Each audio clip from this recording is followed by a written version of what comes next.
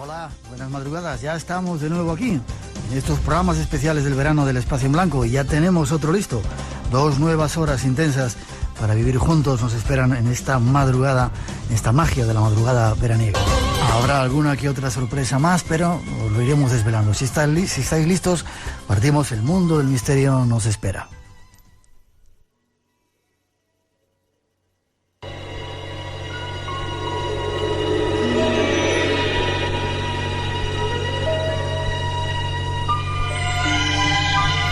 Si existe un pueblo que ha creído y cree que la vida es eterna y que continúa tras este viaje, es el antiguo pueblo de Egipto.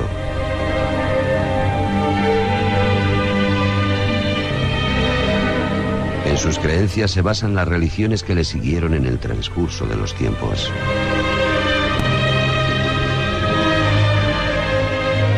Allí bebieron las filosofías, las religiones e incluso hasta la moderna ciencia.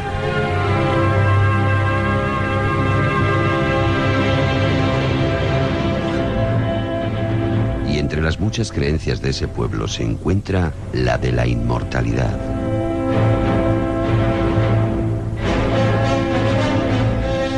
Una creencia que hizo viajar hasta sus arenas, hasta sus templos, a miles de iniciados de todos los tiempos.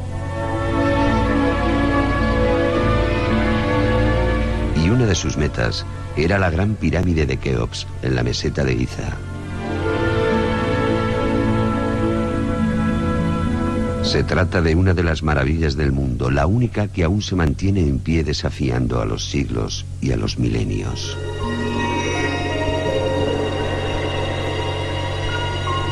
Casi 5000 años después, el misterio de las pirámides, de la inmortalidad, aún se mantiene vivo, inexorable.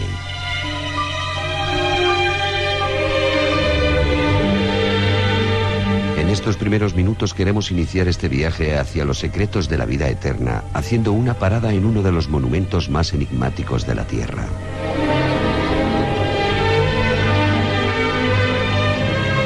Nuestro invitado nos sirve de guía. Escuchemos.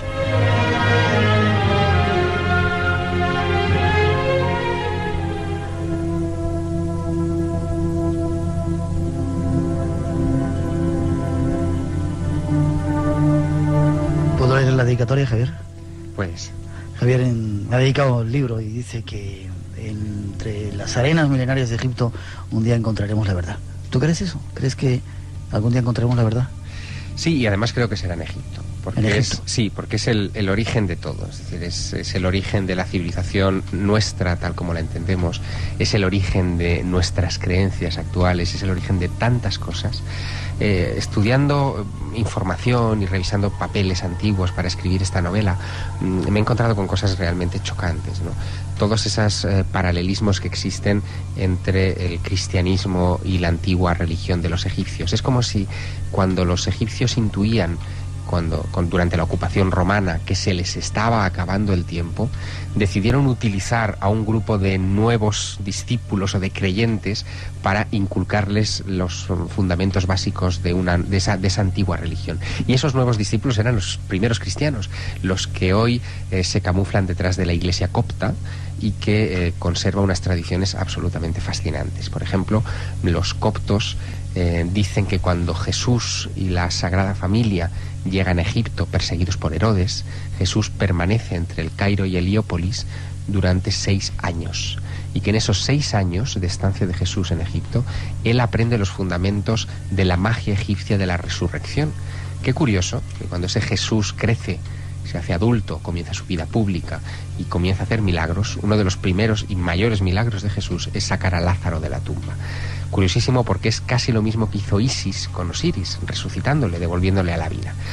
Y qué curioso que Napoleón, por eso yo estudié esta historia, durante sus campañas militares en tierras de Palestina, cuando él decide salirse de Egipto y conquistar Tierra Santa... No adelantes temas. No, pero él hace una cosa curiosísima. Además de la noche en la Gran Pirámide, él pasa otra noche en otro lugar. Y ese lugar se llama Nazaret. Qué curioso.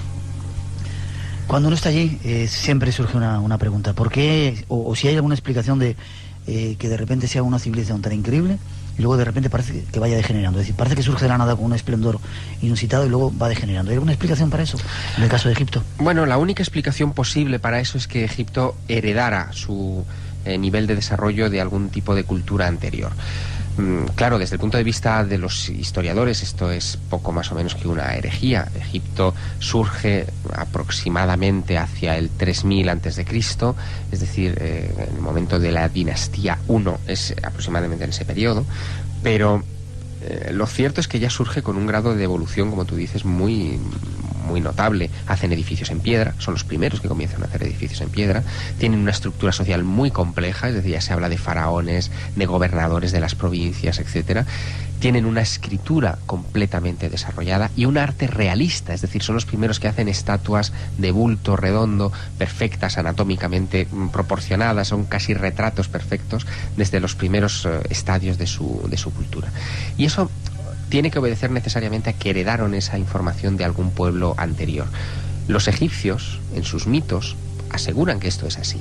Es decir, aunque los egiptólogos digan que eso no es así, los antiguos egipcios decían que sí, que ellos habían heredado todo eso de una etapa anterior en la que los dioses y los híbridos de los dioses y los hombres exactamente gobernaban Egipto, y cifran el origen de su civilización al menos en 30.000 años antes de lo que nosotros creemos. Claro, retrotraernos a 35.000 años atrás en la historia es adentrarnos en el mundo en el que nuestros antepasados pintaban en las cavernas y el grado de evolución era mínimo, paupérrimo, ¿no? Sin embargo, si hemos de creer a estos egipcios, quizá existía un pueblo sobre la tierra muy desarrollado, muy desarrollado, que dejó sus huellas en ese pueblo egipcio, quizás después de un cataclismo. Muchos hablan de la última glaciación, el cambio de la polaridad de la Tierra, el deshielo de grandes masas polares que cambiaría las costas de todo el planeta. Es la época en la que desaparecen los mamuts arrasados por las tremendas avalanchas de hielo en Siberia, que ahora se están desenterrando de entre los hielos. Es esa época de convulsiones tremendas la que debió marcar el antes y el después, el final de la era de oro y el inicio de la nueva era, ¿no? ¿Por qué esa locura por la inmortalidad o ese exceso en toda la cultura egipcia, esa búsqueda por la inmortalidad? Bueno, partiendo ya incluso del mito de Isis o Osiris. Sí, Egipto es una civilización muy volcada hacia la muerte, pero hacia la muerte y hacia la vida. Pero yo creo que es por una razón casi, si me apuras, geográfica.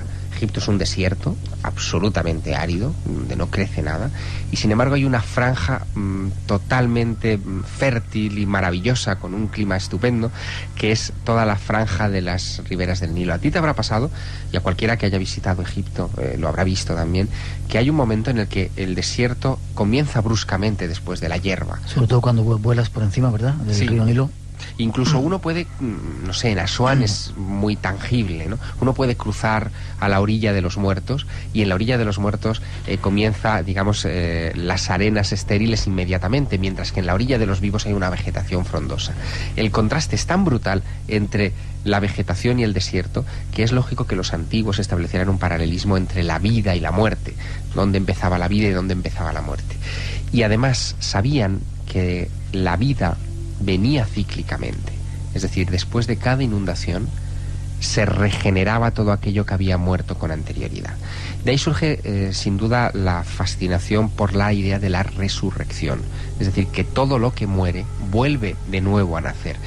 Y de ahí surge sin duda la fascinación por la fórmula de la vida, es decir, hay un momento en el que los egipcios se preocupan por atesorar esa fórmula que devuelva el hálito vital a los difuntos. Hay incluso mitos o leyendas que aseguran que eso se consiguió, es decir, que de alguna manera físicamente incluso. Sí, que se consiguió la fórmula de la vida, ¿no?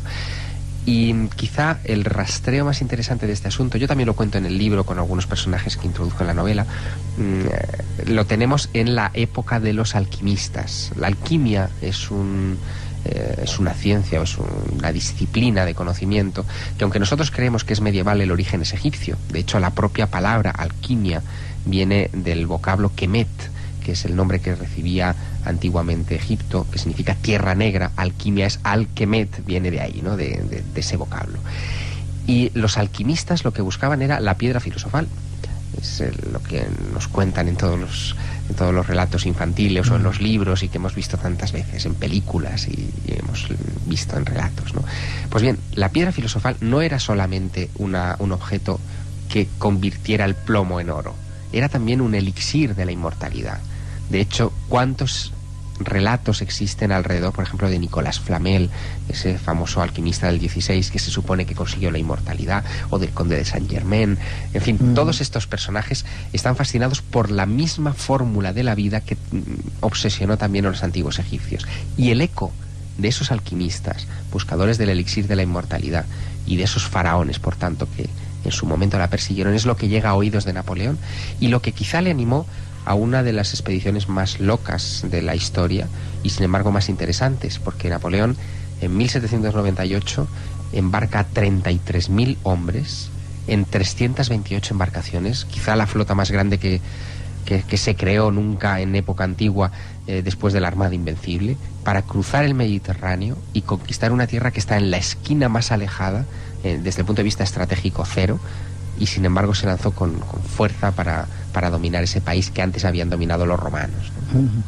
Luego hablaremos un poco más de ello, pero ¿tú crees que está ocurriendo quizá como pasa en algunas tradiciones mexicanas o andinas, que de repente se está cumpliendo un ciclo y están renaciendo con Egipto? Está como todo ese saber que se quedó ahí oculto, que luego heredaron los cristianos, está renaciendo de nuevo y están saliendo, saliendo a la luz. Yo creo que sí, y además es una cosa que se hizo deliberadamente, es decir, no es un florecimiento que en Occidente se esperara con paciencia, sino que en cierta manera se provocó.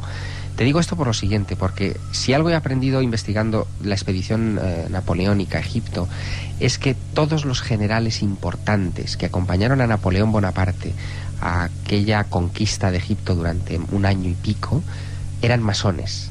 Y los masones tenían y tienen entre sus ritos iniciáticos más secretos y profundos, ritos de muerte y de resurrección simbólica que arrancan con casi toda seguridad del antiguo Egipto. Si ellos conquistaban Egipto, si lograban dominar la ciencia de los antiguos, podrían reinyectarla en Europa y provocar un nuevo renacimiento. Fíjate, si es así, que Napoleón no solo va con soldados a Egipto, se embarca con 167 sabios, había de todo, astrónomos, arquitectos, ingenieros hidráulicos, de caminos, había dibujantes excelentes, había todo tipo de grandes sabios de su época, para que hicieran un retrato, una radiografía exhaustiva del antiguo Egipto y arrancaran de ella todo su conocimiento.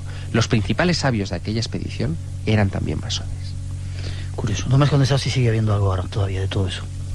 Yo creo que sí, que sigue habiendo. De hecho, la fórmula, en cierta manera, que pudieron rescatar de allá, se inyectó tan dentro de Europa que lo que estamos nosotros haciendo esta noche aquí, es decir, hablar de Egipto y los viajes que tú estás haciendo a Egipto continuamente, y los foros de discusión que hay sobre este asunto, son el eco de aquello. Date cuenta de que cuando Napoleón regresa de la expedición, regresa en septiembre, y en noviembre da el golpe de estado del 18 Brumario, que le convierte en dictador y después le llevaría a ser el emperador de Francia, y hace cosas curiosísimas, como por ejemplo modificar el escudo de París. El escudo de París es una barca sobre el río Sena. Él decide modificar ese blasón y le añade la diosa Isis, un retrato de la diosa Isis en la proa de la embarcación, 3 abejas en la parte superior, que son el símbolo de la realeza en el antiguo Egipto, y una estrella de 5 puntas, que es la estrella de la diosa Isis, también en ese mismo escudo. Pone fuentes con motivos egipcios en todo París, cambia el trazado de las calles para alinearlas a la salida de la estrella Sirio, hace cosas curiosísimas. Y todo eso, en lo que termina es en una enfermedad que hoy padecemos todos, que es la egiptomanía. No existiría, y eso me gustaría dejarlo muy claro, ¿no?, a los oyentes, no existiría Christian Jack si no hubiera estado Napoleón Bonaparte en Egipto en 1798, con toda seguridad. Pues le damos las gracias por esa enfermedad que nos ha contagiado. Desde luego. Tenemos un montón de preguntas. Hay una que dice que cómo metieron el sarcófago en la cámara del rey, ese sarcófago tan increíble, o construyeron una pirámide alrededor del sarcófago, o cómo hicieron eso. Porque no se puede, no hay físicamente posibilidad de que subiera por todas aquellas galerías. No, en absoluto. De hecho, fíjate que el sarcófago tiene unas medidas tan precisas que son lo suficientemente grandes para que no quepan por la portezuela por la que entran los turistas en estos días a esa cámara. Es decir, probablemente lo más valioso que tenía esa cámara era precisamente el sarcófago de granito que hoy se puede admirar y al que no le presta la gente demasiada atención, ¿no? La idea es que el sarcófago se introdujo durante el proceso de construcción de la pirámide, es decir, antes de techar la cámara con esas losas de 60 toneladas cada una, se introdujo ese sarcófago de 1,90 de ancho en la parte interior por el techo, y se dejó ahí reposar, pues probablemente para estas ceremonias iniciáticas a las que se sometió tanta gente, ¿no? Pregunta también la alineación de las estrellas con las pirámides. Bueno, es una historia que nace en el año 94, en 1994, cuando un ingeniero anglo-egipcio llamado Robert Bauval se da cuenta de que la orientación, digamos la disposición relativa de las 3 pirámides sobre la meseta de Giza es idéntica a la disposición relativa de las 3 estrellas centrales de la constelación de Orión. Curiosamente, para los antiguos egipcios, Orión era la representación estelar de la puerta al Amenti, al reino de los muertos, al más allá. Y el hecho de que se representasen las 3 pirámides en el suelo no podía significar otra cosa que ellos pensaban que esa zona del suelo egipcio era la puerta para ingresar al mundo de los muertos. Y eso abunda en una cosa muy importante. Probablemente esas 3 pirámides nunca sirvieron de tumba, sino que fueron recintos iniciáticos en los que se preparaba a los faraones para el gran viaje de su existencia, que era el viaje que tenían que hacer cuando su corazón dejara de latir. Te has adelantado otra pregunta que tenía también, ¿para qué servían las pirámides? Pero bueno, las más o menos contestado. Entramos de lleno ahora, aunque casi todo lo ha contado ya Javier Sierra de Napoleón. Que va. Además, hay mucho más. Después de esta segunda introducción os lo contamos.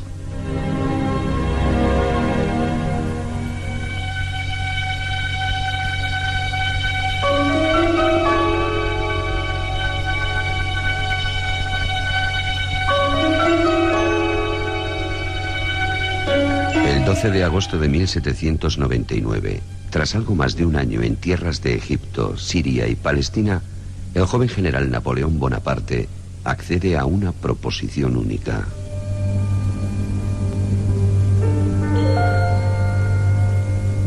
Se trataba de pasar una noche entera dentro de la gran pirámide de Giza.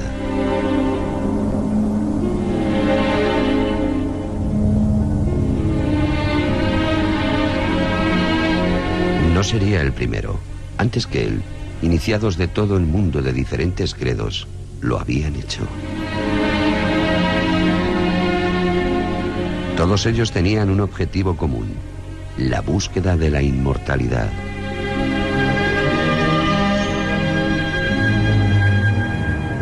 Napoleón accedió a vivir la prueba y pasó toda una noche dentro de ese templo mágico y único.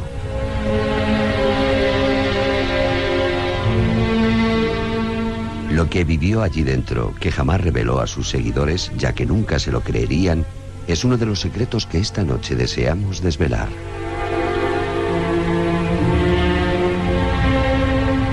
Javier Sierra nos ayuda a desvelar el misterio.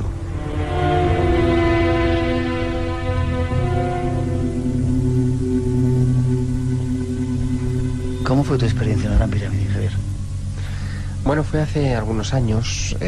Yo comencé a visitar Egipto en el año 95, yo creo que fue en el 97. Y bueno, descubrí que había un método para entrar en la Gran Pirámide. No lo cuentes, no lo cuentes. No lo cuento, bien. Y de poder quedarse allí solo. Tampoco lo cuentes. Bien.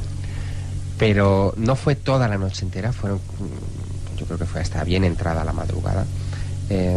Pero quise experimentar la sensación de estar en el interior del monumento completamente aislado, ¿no? Y solo. No pensaba en ese momento en Napoleón, realmente.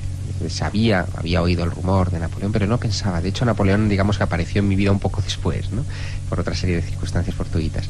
Pero sí que me valió para comprender muchos de los relatos que se habían hecho de gente que había estado dentro de la Gran Pirámide. Gente que se había quedado aislada, que había visto sombras dentro de la pirámide, que había escuchado ruidos cuando allí es imposible, si no hay nadie, que se produzca ninguna clase de ruido, y que había oído hablar a las piedras. Yo no llegué a oír hablar a las piedras, pero sí que sentí toda esa magia que te atrapa, ¿no? Me sentí muy, ¿cómo te diría? Muy en el centro del universo, en el lugar en el que uno debería estar. ¿Pero no viste nada? No.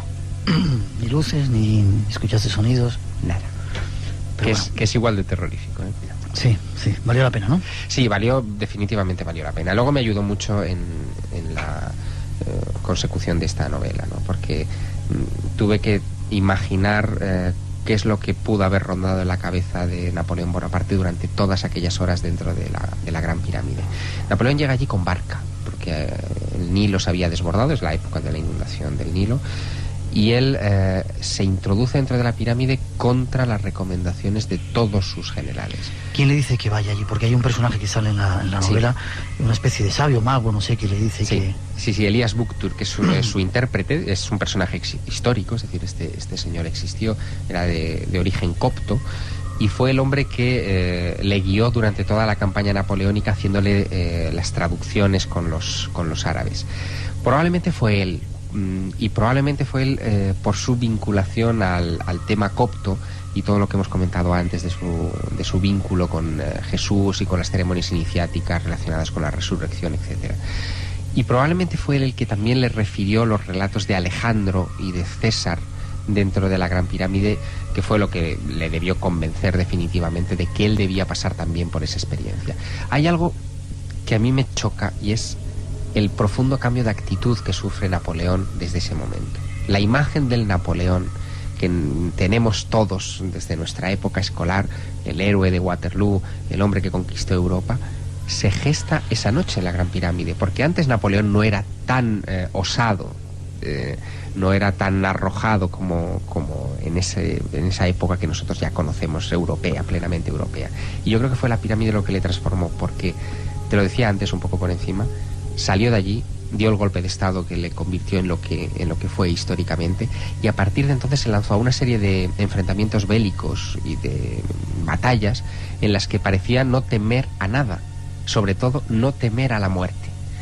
Y esa es la clave, yo creo, de esta historia. Si Napoleón no temía a la muerte, es quizá porque ya había muerto, es decir, porque había superado esa barrera, quizá con algo parecido a una experiencia cercana a la muerte, que allí es muy fácil tener por las condiciones de aislamiento sensorial en las que uno se somete, ¿no?, en la Gran Pirámide.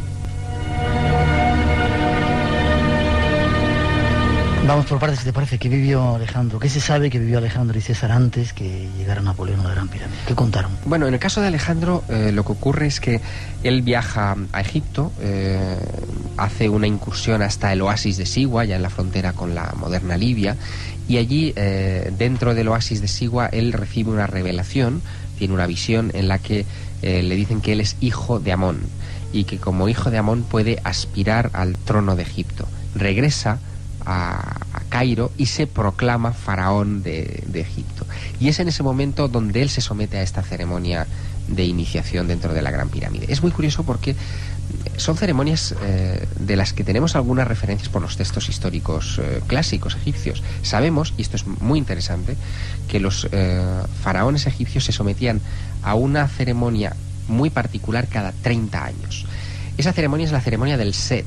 El Set es una ceremonia de revitalización. El faraón anciano, con 30 años ya de gobierno, pasa por una serie de pruebas en el interior de la Gran Pirámide y en los patios ceremoniales que existían delante de ella, y allí recogía la energía suficiente como para volver a seguir reinando otros 30 años si es posible.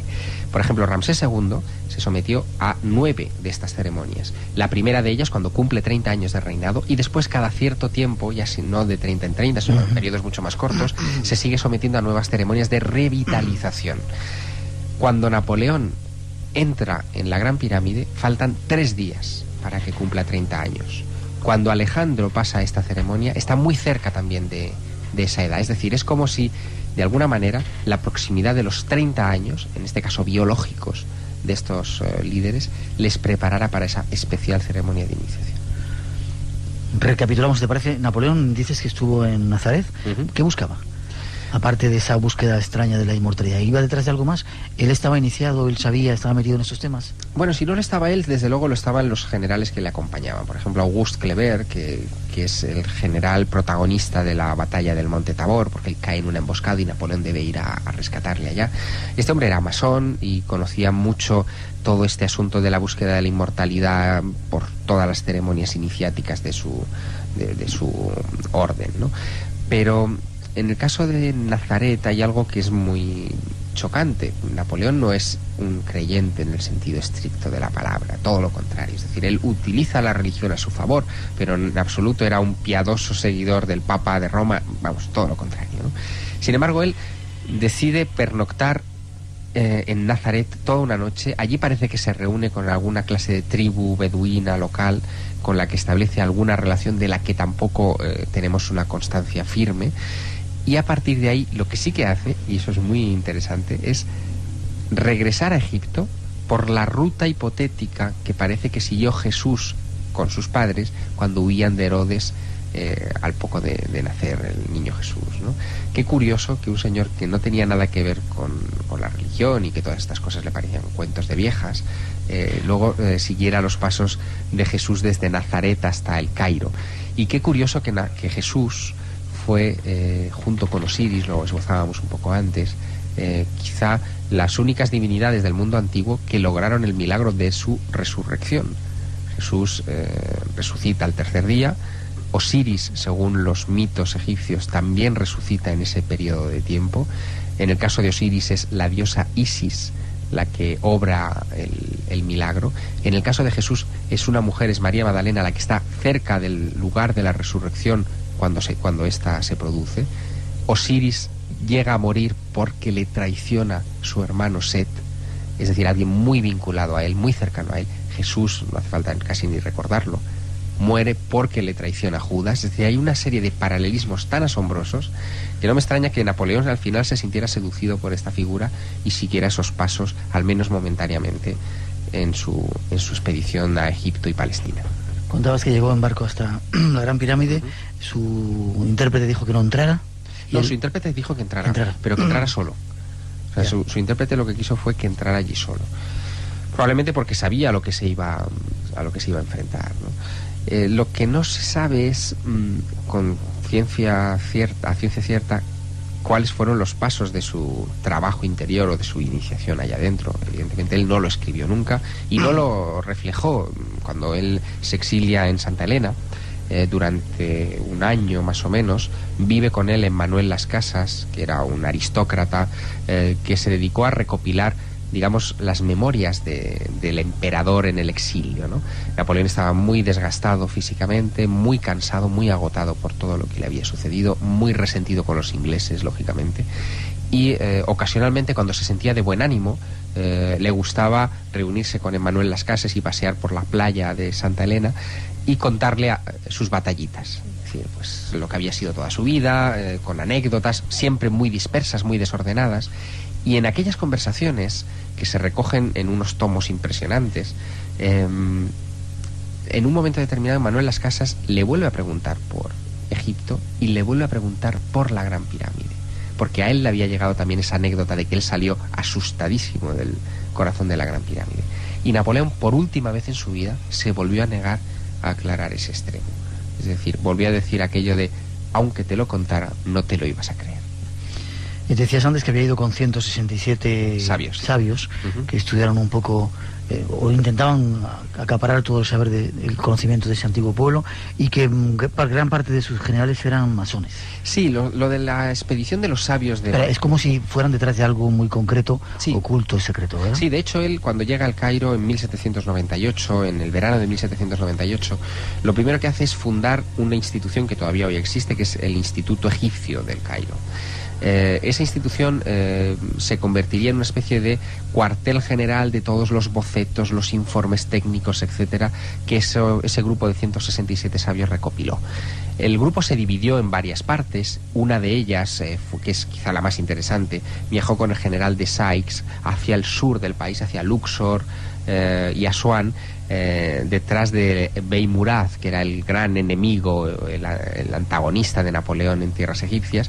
Y ese grupo es el que se encuentra, por ejemplo, con Tebas, ¿no? Hay una anécdota muy bonita de que cuando llegan los soldados napoleónicos con ese grupo de sabios, los soldados se quedan asombrados por la belleza de lo que están viendo y rompan a aplaudir, ¿no? en medio de las ruinas ante la belleza de las avenidas, de carneros, por ejemplo, que hoy vemos en Karnak.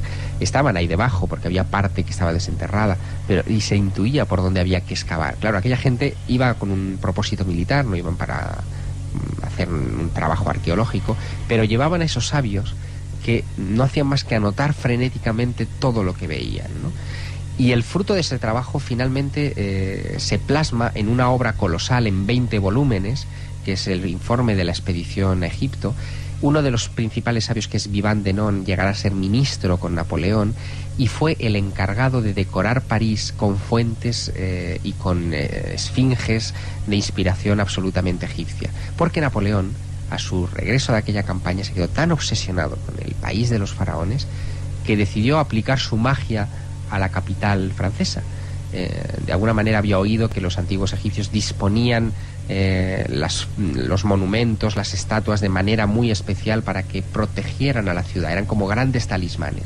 Y Napoleón se dedicó a hacer sus pequeños talismanes en París, orientando sus estatuas, moviendo sus fuentes en determinados lugares. Hoy, delante del Teatro de la Ópera de París, en la Plaza del Châtelet, hay una de esas fuentes estupendas donde 4 esfinges vomitan agua a las 24 horas del día, y que fueron puestas ahí por Vivant Denon, ¿no? Es decir, que las huellas de esa obsesión las podemos vivir todavía. Preguntas que dicen que hasta qué punto condicionaba Napoleón en sus campañas bélicas la creencia en la astrología. Pues hasta un punto bastante notable, por lo menos en los primeros años. Hay una anécdota que recojo también en mi libro, que es la reunión que sostiene Napoleón Bonaparte con un astrólogo llamado Bonaventure Guyon en 1795, es decir, 3 años antes de la expedición a Egipto, en la que este astrólogo le dice que él va a ser grande entre los grandes, que va a hacer un viaje a un país exótico y que va a volver completamente transformado de ese viaje. Pues bien, Bonaventure Guyon hizo ese pronóstico certero, por lo que parece, y Napoleón le fichó y lo tuvo durante muchos años viviendo en las Tullerías, asesorándole en determinadas cuestiones de tipo militar.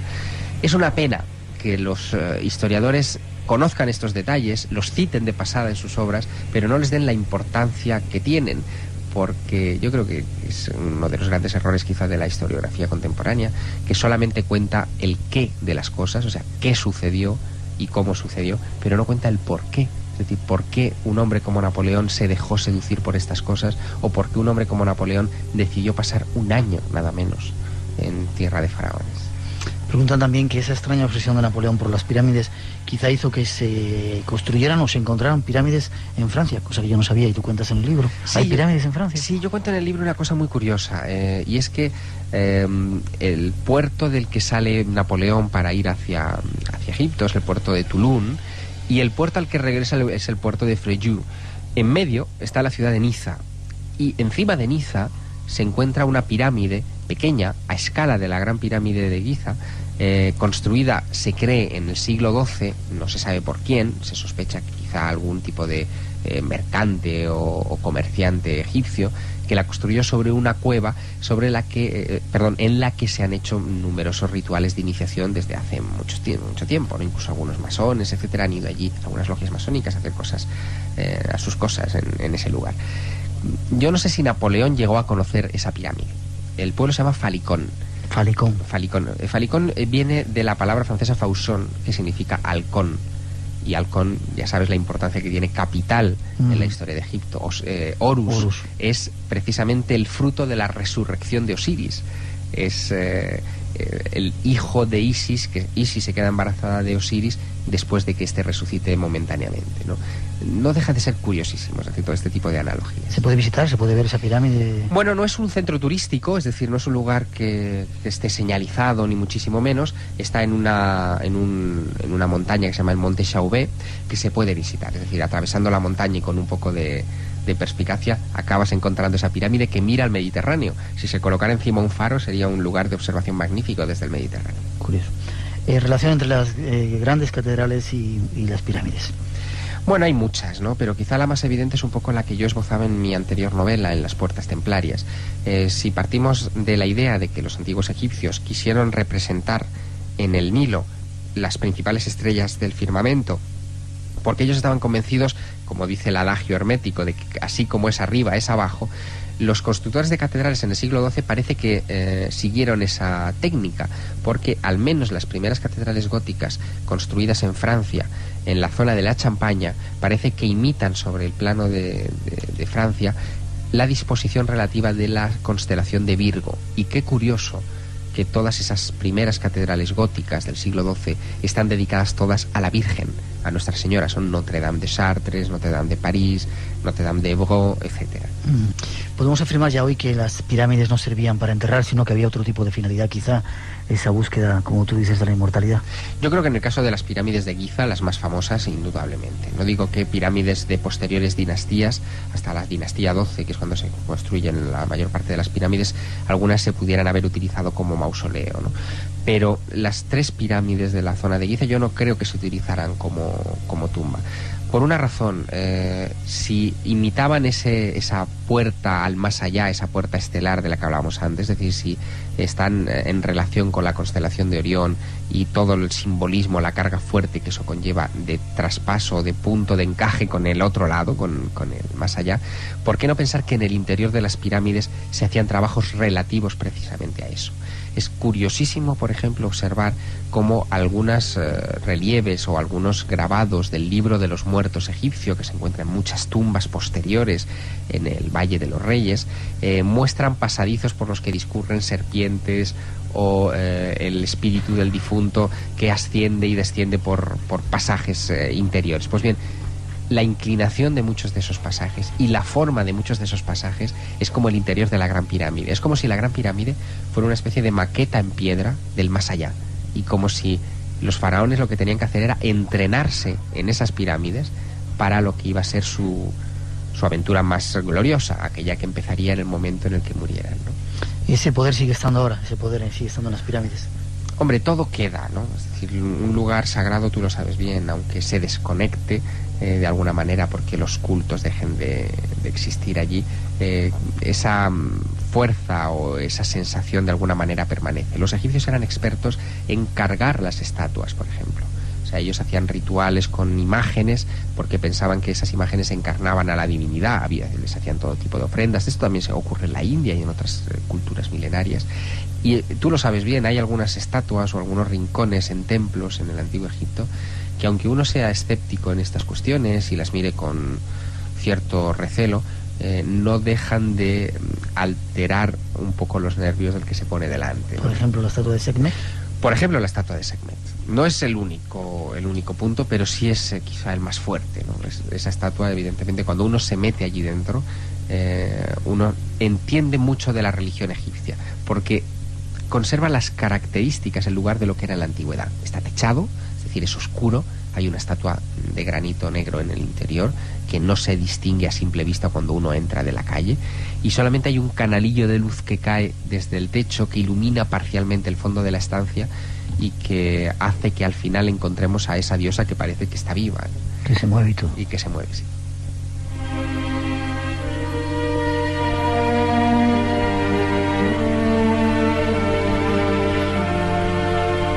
Resumiendo, ¿qué vio o qué le pasó a Napoleón ahí dentro, según desde tu punto de vista y según las investigaciones que has hecho? ¿Qué descubrió? Mira, ¿Murió realmente? Sí, resumiendo, yo creo que Napoleón Bonaparte allí murió y volvió a nacer. Murió, yo no sé si simbólica o realmente, quiero decirte, porque ahí quizá todo esto se explicaría si él tuvo algo parecido a una experiencia cercana a la muerte. Y volvió a nacer porque a partir de ahí, a partir de emerger de la Gran Pirámide, lo que sí que está claro es que le perdió el respeto a la muerte y, bueno, se convirtió probablemente en el más temerario de los estrategas conocidos, ¿no? Quizá un poco hay gente que nos pregunta y hace paralelismos entre Napoleón y Hitler. Participaban todos la misma, no sé si locura o idea de crear todo un gran imperio y que podían, sin tener miedo a la muerte, conquistar toda Europa y hacer una nueva unidad. Bueno, yo no establezco tanto paralelismo entre estos dos personajes de la historia, entre Napoleón y Hitler, por una razón, porque Napoleón tenía un propósito más ilustrado, en el sentido de que él quería llevar la cultura allá donde, su cultura evidentemente, allá donde llegara. Por ejemplo, Napoleón, y este es un detalle muy interesante, desembarca las primeras imprentas que llegan a Egipto, y lo hace para imprimir sus octavillas en las que él se proclama como el enviado de Alá a tierra de Egipto para liberarle de la opresión de los otomanos y de paso de la opresión de los ingleses. Y pone a disposición de los egipcios biblioteca, la posibilidad de rescatar manuscritos antiguos e imprimirlos en su propio idioma. Es decir, no es un personaje tan deleznable quizá como Hitler, ¿no? su intención en ese sentido es un poco más ilustrada. Evidentemente cometió atrocidades como cometen todos los grandes militares de la historia, pero su idea, al menos en ese sentido, es un giro de tuerca insólito. Ningún otro militar o ningún otro estratega de la antigüedad llevó sabios consigo para preservar la cultura del pueblo al que visitaban. Ninguno. Se limitaban a arrasarla y punto, ¿no? ¿La inmortalidad existe, Javier? Sí, yo creo que sí. ¿Somos inmortales? Sí. Además creo que el camino que debemos aprender es el camino de la muerte y de la resurrección. A otro estado, a otra conciencia, a otra situación, pero es un ciclo eterno. La naturaleza tiene ese ciclo. Quiero decirte, la naturaleza muere y resucita. ¿Por qué no nosotros, no? ¿Por qué no nuestra conciencia?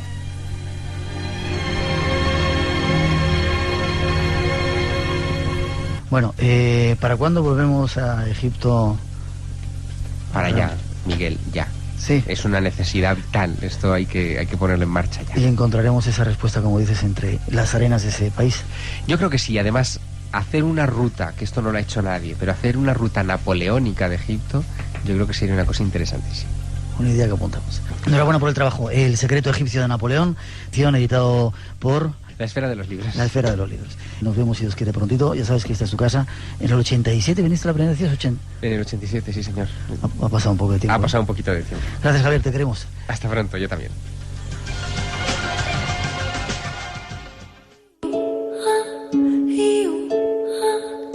Espacio en Blanco. Mucho más de lo que puedas imaginar. Con Miguel Blanco.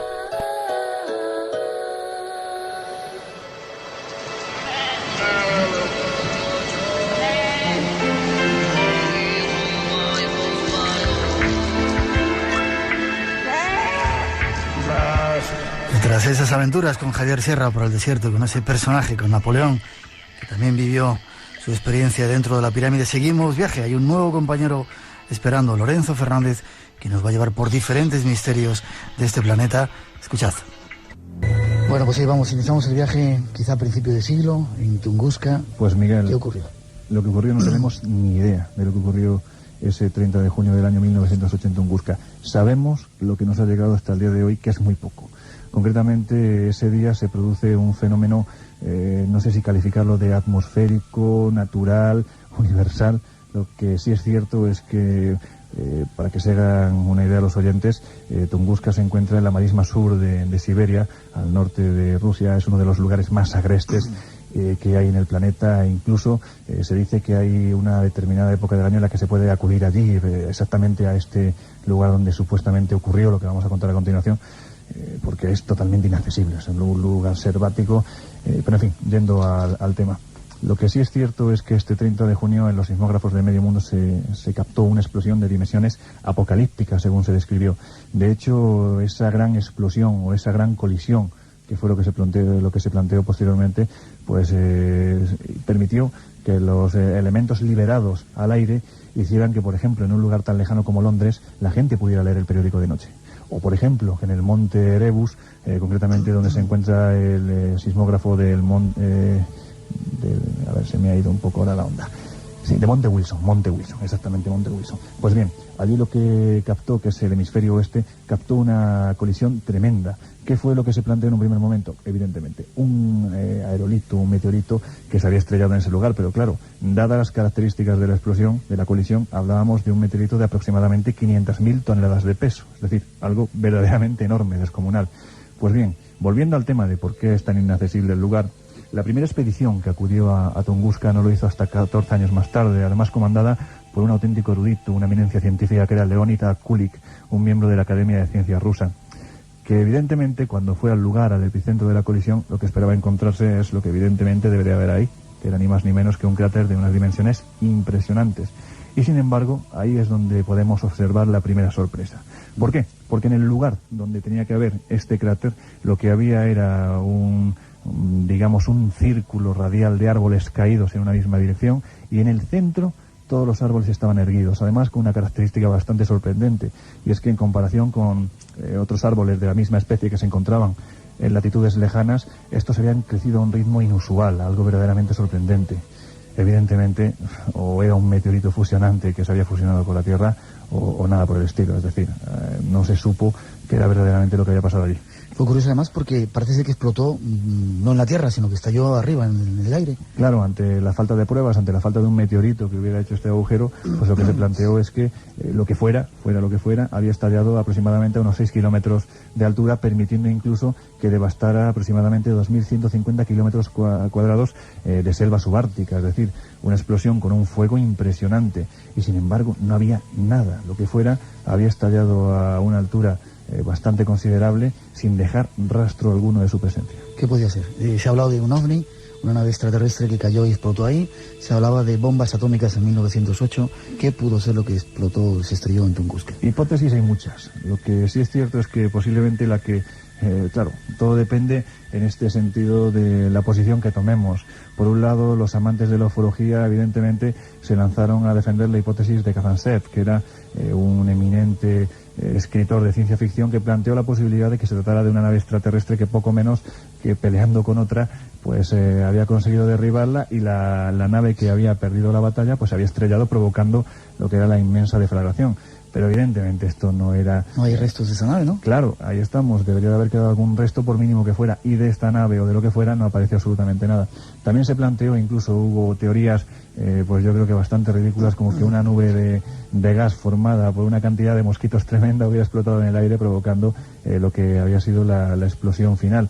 Pero sin embargo, por muchas investigaciones que se han hecho allí, que se han hecho además ya bastantes, sobre todo después de la Segunda Guerra Mundial, especialmente por comisiones que han ido desde países como Italia o Gran Bretaña a investigar in situ. Incluso los propios miembros de la serie Expediente X parece ser que también estuvieron por allí. Y sin embargo, lo único que sabemos hoy en día es que no sabemos absolutamente nada, Miguel. Allí pasó algo que provocó una colisión o un movimiento sísmico planetario a ese nivel, y sin embargo, restos ningunos. La posibilidad de que se tratara de la primera prueba nuclear de la historia, pues yo es a la que más me acojo, a esa historia. Te invitamos a entrar en un mundo único. Espacio en Blanco. Mucho más de lo que puedas imaginar. En Radio Nacional de España, con Miguel Blanco.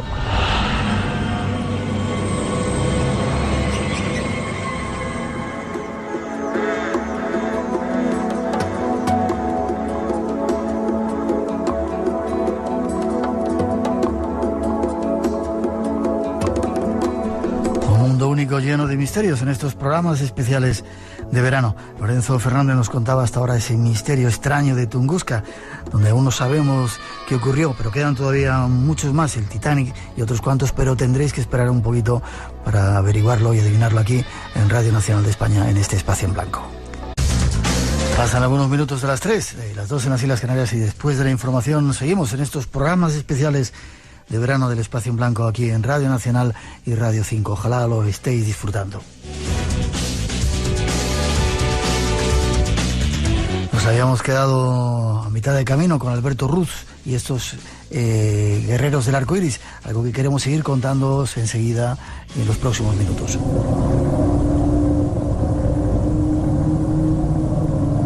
Aquí volvemos a hacer otro pequeño punto. En un momento hablaremos de esa leyenda del quinto sol, iremos a aspectos más positivos todavía. Seguramente hay mucho que podemos hacer los seres humanos. A lo mejor tenemos una oportunidad increíble histórica para salvar el planeta, ¿no?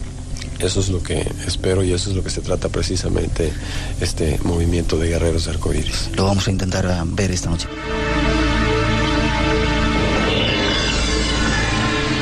Espacio en Blanco. Una puerta abierta hacia nuevos mundos.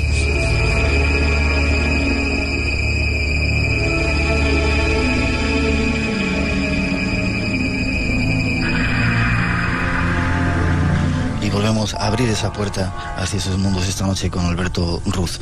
Llegaría el momento de hablar de la leyenda del quinto sol. En otro momento, hace 2 o 3 semanas, no recuerdo exactamente, hemos hablado un poco de ello. Pero, ¿cuál es la leyenda del quinto sol? Que tiene que ver con una quinta humanidad, me parece. Sí, bueno, la leyenda del quinto sol es una leyenda azteca, es una leyenda que proviene del centro de México, de los pueblos que vivieron en torno del altiplano del Anáhuac, y es una leyenda que habla de los mundos previos, es decir, que hablan de diferentes humanidades, que hablaron de diferentes ciclos de la evolución de la humanidad y de diferentes historias de la humanidad. Es decir, que no nos encontramos en la primera de las historias, sino que nos encontramos en la quinta de ellas. Y que cada una de estas previas humanidades correspondieron a un sol distinto. Y que por diferentes circunstancias, que bueno, son explicables o no explicables, pero que tienen más que ver con grandes ciclos, cada uno de estos soles tuvo su nacimiento, su crecimiento y también su muerte. Y la leyenda del quinto sol es de que han pasado ya 4 humanidades previas a la actual y que nos encontramos en la puerta, en el portal de una quinta humanidad. Esto se simboliza casi en todos los glifos del centro de México con una especie de cruz, una cruz que es con los brazos exactamente iguales y que en el centro tiene un quinto punto que es un círculo, que es una vasija. Y esta vasija de alguna manera representa, y este 4 con el 1 en el centro, representa lo que es la esencia, yo creo, de mucho del pensamiento de las culturas mexicanas del centro México. Y ese quinto punto que corresponde al quinto sol, a la quinta era, es precisamente esta era en la cual desde hace algún tiempo estamos poco a poco comenzando a resurgir, a renacer. Yo pienso que esas destrucciones previas, anteriores, fueron como esta, de dramatismos distintos, pero cada una de ellas, y de acuerdo a las profecías y las enseñanzas, acabó con un mundo de una manera distinta. Algunas acabaron por el agua, otras acabaron por terremotos, otras acabaron finalmente todas ellas fueron de grandes desequilibrios. Y esta actual, la quinta, este cuarto mundo que se acaba precisamente de nuevo entre los aztecas como entre los Hopi, tenía su destrucción por el calor, por el sol, por la energía, por el fuego. Y bueno, eso es lo que es difícil de determinar, si ese momento ya se dio o si ese momento está por darse. Históricamente, muchas veces se dice que este momento históricamente se dio en el año de 1945 con Hiroshima, con la explosión del átomo, y que ese momento marca el inicio de un nuevo tiempo, y que ese nuevo tiempo correspondería precisamente a ese número 5, a esa quinta humanidad, a esa quinta era, a esa era quintenaria, o esa era del quinto sol. Sin embargo, en vuestra tierra, porque eres mexicano, sí, o no lo habíamos dicho antes, se habla de que el cumplimiento de esa profecía se daba cuando llegaron los españoles a América, con el descubrimiento y todo eso que estamos celebrando en estos días. Sí, de acuerdo a muchos de los, digamos, como en todas las interpretaciones de la historia y de las profecías, hay diferentes maneras de mirarlo. Para algunas gentes el descubrimiento, la llegada de los europeos, los pueblos occidentales a América, indicaban el inicio de un ciclo de 52, un periodo de 9 ciclos de 52 años, que ellos llamaban el tiempo de los 9 infiernos, y que precisamente tenían su fin en el año de 1987. Y que este periodo de oscuridad era un periodo necesario, era realmente el inicio también para muchas de esas gentes, de muchas de las gentes que interpretan en esta forma, era el inicio de esta oscuridad. O sea que este quinto mundo, para estas personas, para estos intérpretes de la historia y de la profecía, se inicia en 1492. Y estamos en un momento más de ese mismo cuarto mundo, o finales del quinto mundo. También para algunos de las profecías, estamos al final de un quinto mundo y estamos al principio del sexto, y lo que tenemos delante de nosotros es el sexto. Entonces, pues son las dos posibilidades. De cualquier manera, indican siempre lo mismo: el fin de una era, el fin de un tiempo, de un ciclo, y el principio de otro.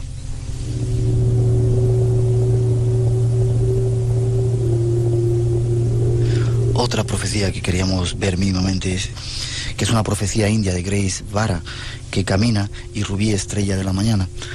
¿Cómo son estas profecías? ¿Cuándo se dictaron? ¿Cuándo se dieron? Estas profecías, que provienen de dos sociedades de medicina, dos sociedades de medicina sagradas de mujeres de los Estados Unidos, fueron abiertas, digamos, hace aproximadamente unos 15 años a fines de los años 70 y son unas profecías que abarcan desde principios de los años 80 hasta el año 2000. Es una profecía que encierra año por año unas pequeñas frases, unas pequeñas sentencias que de alguna manera indican el recorrido de la humanidad en este último catún, en este último periodo de tiempo que abarca, como te decía yo, el fin de este siglo, el fin de este milenio. Esos dos grupos eran la Calavera de Cristal y la de la Viuda Negra. Así es. Qué nombres tan curiosos. Es el nombre, digamos, la traducción que tienen al idioma inglés. Y bueno, el nombre en indio de esas dos sociedades sería totalmente distinto. Ya. Y es muy curioso porque comienza, si me permites, vamos a leer unos cuantos años. En el 80 dice que fue el año de la creación de las enseñanzas de los 8 poderes y la devolución a la humanidad del conteo en veintenas, el círculo de las doncellas de las estrellas y las enseñanzas de los árboles floridos, los cuales iniciaron la evolución de la distribución de las ruedas y llaves, las enseñanzas esotéricas de los indios norteamericanos de la isla Tortuga. En ellas se han ido... Comentábamos antes, se han cumplido algunas de ellas, ¿no? Sí, bueno, específicamente de esta cuestión del conteo de los 20 tiene mucho que ver precisamente con la importancia que ha adquirido en los últimos tiempos, sobre todo a partir del año 1987, con la aparición del libro El Factor Maya y con los trabajos de José Argüelles, todo lo que tiene que ver con una nueva interpretación de los calendarios mayas sagrados que precisamente están basados en el 20, en el conteo de 20, por ejemplo, ¿no? Y que como esta información, esta enseñanza que estuvo oculta y que nada más conocían algunos últimos depositarios del conocimiento y de la tradición indígena, actualmente a través de esos libros precisamente y de estos grandes eventos planetarios como la Convergencia, se empiezan a difundir y muchas gentes empiezan a adoptarlo. Habla también del 84, que dice que este año es crítico, es el año del animal, la fuerza de la oscuridad y la razón que surgirán por ahí. Salto al 87 y habla de que será el año cuando los 144.000 maestros iluminados de la danza del sol despertarán por completo en sus cuerpos sueño-mente. Ese año fue el de la convergencia armónica. Así es. O sea que cuando hablaban, yo recuperé esta historia y precisamente por el impacto que causó en mí esa profecía hecha unos 10 años antes de que se diera esta convergencia armónica, de la cual me imagino habrán hablado en tu programa varias veces. Lo hicimos desde aquí también, sí. Y que se cumplió realmente de nuevo al pie de la letra, ¿no? O sea, no fueron 144.000, fueron seguramente muchísimos más, millares de gentes, de guerreros del arco iris o guerreros y danzantes del sol, que en ese momento despertaron al mismo tiempo en toda la superficie de la Tierra para emitir esa señal que, como decía Argüelles, tenía que ser una señal más potente que la de Hiroshima. Ese día estábamos conectados con todo el mundo siguiendo esa increíble reunión. Habla de 144.000. Esto tiene que ver algo con la Biblia. Me ha dicho que, se lo digo a nuestros oyentes, que no entramos en este tema, pero se lo digo. Tiene que ver algo con el número de elegidos de la Biblia, 144.000 de las Yo tribus. creo que recoge no solamente de la Biblia, pero recoge de muchos de los diferentes cuerpos proféticos de diferentes pueblos. Recoge esa cifra y yo no te podría decir exactamente en qué consiste. Hablando con José Argüelles este año sobre el por qué había escogido los 144.000, él me dijo que trataba precisamente de recoger este arquetipo, pero que para él lo importante no es si son 144 o son 133.000 o 152.000. Lo importante es que haya gente que asuma en sí mismo ese papel, que asuma esa responsabilidad, que asuma ese intento y que se sienta parte de un cuerpo de 144.000 y que el número exacto realmente desde su punto de vista no era realmente lo importante. Saltamos al 90, dice que será un año poderoso y es muy difícil hablar acerca de él. En 1990 veremos las 12 ruedas del sagrado conductor de cada uno de los 8 grandes poderes unidos para crear la figura 8 del signo del infinito. 1990 se iniciará con las ruedas de curanderos de la serpiente emplumada, con grupos de 17 grandes soñadores y visiones. La primera migración al próximo mundo empezará dejando atrás en este planeta otro mundo de humanidad iluminada para reunirse con los muchos que ya están en otros planetas en nuestro universo. Bueno, yo creo que tu programa es también profético en el sentido de que llevas mucho tiempo hablando de este tipo de viajes, de este tipo de movimientos, de este tipo de saltos de conciencia, de estos saltos de dimensión y estos saltos interespaciales. ¿Cómo te aprovechas ahora, Mutuamente. En 1991, para aquellos que se queden en la abuela Tierra, lo llaman a nuestro planeta la abuela Tierra, será posible ganar totalmente la iluminación de la rueda de la gran luz. Habrá una humanidad, un planeta compuesto de todas las diversas formas de danza en completa armonía en el gran círculo de reunión. En 1991 las semillas serán sembradas. Bueno, pero yo creo que lo importante de estos años ha sido el derrumbe de las murallas, ¿no? En todos sus sentidos. Y que con este derrumbe de las murallas se ha permitido por primera vez esa unificación. Siento de alguna manera que esas murallas que simbolizaban una división tajante entre dos mundos, al caerse han dado la posibilidad de que las danzas de todos los pueblos, las danzas de todas las naciones por primera vez puedan danzar juntas en un mismo círculo. Y habla de 1992 diciendo que la Tierra tendrá formada la verdadera realidad. Se unirá de nuevo a la hermandad de los planetas, las hijas de la mujer de cobre, y creará en sí misma todas las formas de todas las cosas en armonía con el todo. Suena bonito. Suena bonito. No sé si es verdad, pero suena bonito. Suena bonito, esto me puedo decir. Es una buena profecía y espero que, aunque sepamos de que probablemente no veremos ese momento, esa esperanza y ese deseo esté constantemente en todas nuestras conciencias para continuamente estar trabajando hacia ello. Luego veremos el futuro en la tercera parte de nuestro programa, qué nos puede esperar. Pero es muy curioso porque esas profecías aluden casi a un contacto con seres de otros mundos, de galácticos que están ahí como esperando, unidos con nosotros en relación. ¿Es así? ¿Tú crees que es así? Bueno, ya sabrás también que somos muchos los que pensamos que extraterrestres somos todos y que no hay tal división entre los que están allá afuera y los que estamos aquí abajo, que somos realmente una misma familia y que obviamente, como en todas las familias, aunque no nos veamos por mucho tiempo, estamos en contacto y sabemos un poco lo que pasa en nuestra historia y sabemos un poco lo que pasa con nuestros familiares donde quiera que estén. Y bueno, yo pienso que sí, en efecto, formamos parte de una familia, una gigantesca familia universal, galáctica, en la cual de una u otra manera hay contactos y hay información. Veremos al final del programa si estamos o vamos a entrar en contacto más directo con ellos, aunque seguramente lo estemos a otros niveles. Este era nuestro primer capítulo. Hay un segundo esperando que vamos enseguida a cometer después de esa introducción que ofrecen nuestros compañeros.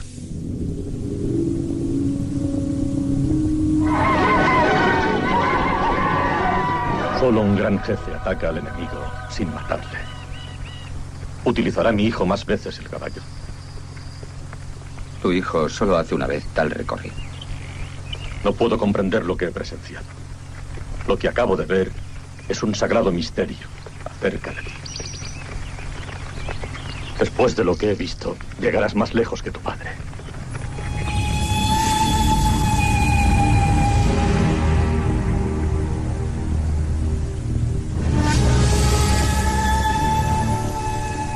Esos eran guerreros, guerreros de las praderas, seres de otro tiempo.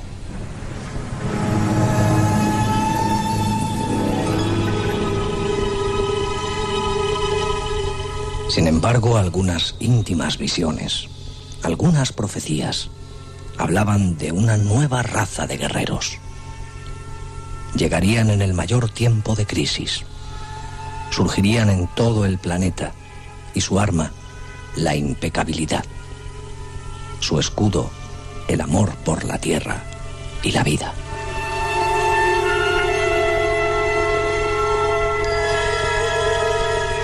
Su bandera, el arco iris, el símbolo de los dioses después de la hecatombe, el símbolo de la alianza con el cielo, el arco iris.